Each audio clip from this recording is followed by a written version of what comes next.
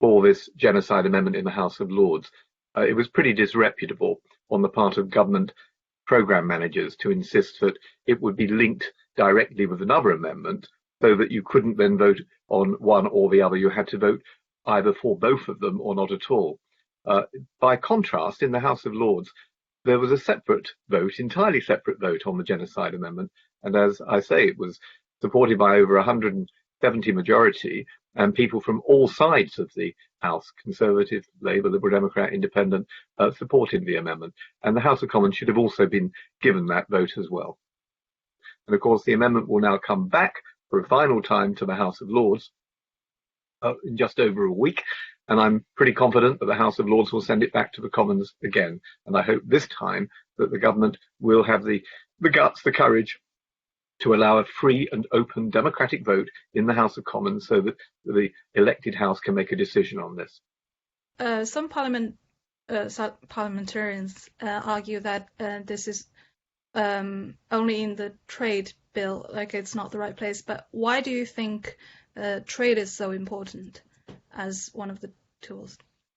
Well, it's never the right bill. It's never the right time. If you don't want something to happen, you will always argue that. But actually, the great free trader of the 19th century, Richard Cobden, he also led the campaign in Parliament against trade in the Opium Wars, against the slave trade, because he said there are limitations. So both the owning of other people as slaves, he said that wasn't acceptable, and also the trade in opium, which did so much damage in China, was unacceptable. There was a 4-day parliamentary debate, and at the end of it, he won by a small majority, but majority of 16, and so that reversed British policy, just as Wilberforce had reversed British policy on the slave trade. And really the battle in our own day is about, is it legitimate to trade with nations who are themselves carrying out acts of genocide? And you can think of examples in the world today where there are allegations of genocide. You can think about countries where there are allegations of slave labor. And you have to ask the question, should we be trading on the backs of people who are enslaved? Should we be trading on the backs of people who may be subject to the crime above all crimes, genocide? A lot of this debate is centered around China at the moment. Trading with China, in your opinion, it does damage human rights in China, but does also damage the UK people or not? First of all, the amendment, of course, doesn't mention China. The amendment is about genocide.